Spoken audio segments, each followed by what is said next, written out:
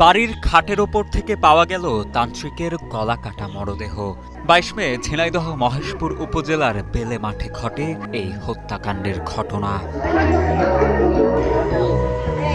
জানা যায়, নিহত শাহজাহান মণ্ডল ওরফে শাহজাহান ফকির মান্দারবাড়িয়া ইউনিয়নের বেলে মাঠপাড়ার আকাশ মণ্ডলের ছেলে।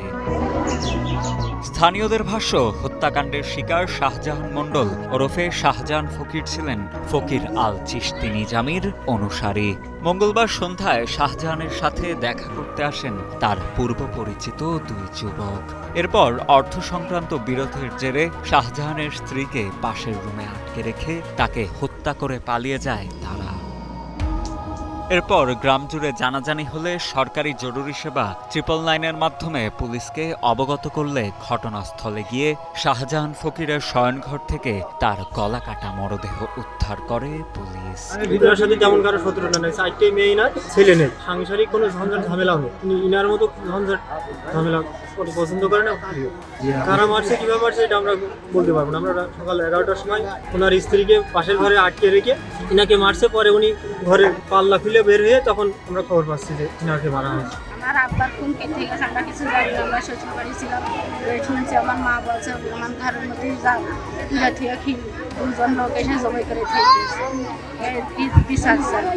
টাকা পয়সার জন্য টাকা পয়সা দিয়ে বলে জবাই করে গিয়েছে। দুজন লোক ছিল, যে ছেলে রাজু।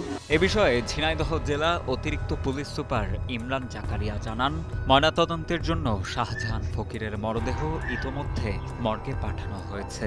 এছাড়া তদন্ত সাপেক্ষে আসামিদের গ্রেপ্তারে পুলিশের প্রচেষ্টা অব্যাহত রয়েছে। প্রাথমিকভাবে যেটা জানা যায় সেটা হচ্ছিল যে ওনারা হাজব্যান্ড ওয়াইফ ওনারা দুই রুমে ছিলেন।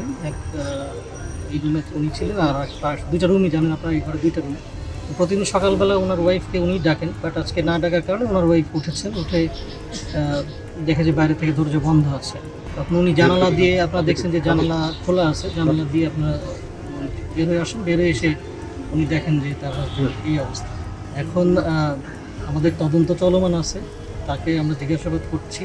তার কাছ থেকে গুরুত্বপূর্ণ কিছু তথ্য পাওয়া গেছে। এই তথ্যগুলো আসলে তদন্তের স্বার্থেই এখন বলা যাচ্ছে না। আপনারা জানেন যে তদন্তের স্বার্থে সব কিছু যদি খোলাসা করা হয় তাহলে সেক্ষেত্রে আসামিরা সেটা বেনিফিট নিতে পারে। তা আসামি যেন বেনিফিট না নিতে পারে এই কারণেই তার সাথে আমাদের কথা হয়েছে। আমরা তাকে জিজ্ঞাসাবাদ করেছি, কিছু গুরুত্বপূর্ণ তথ্য পাওয়া গেছে।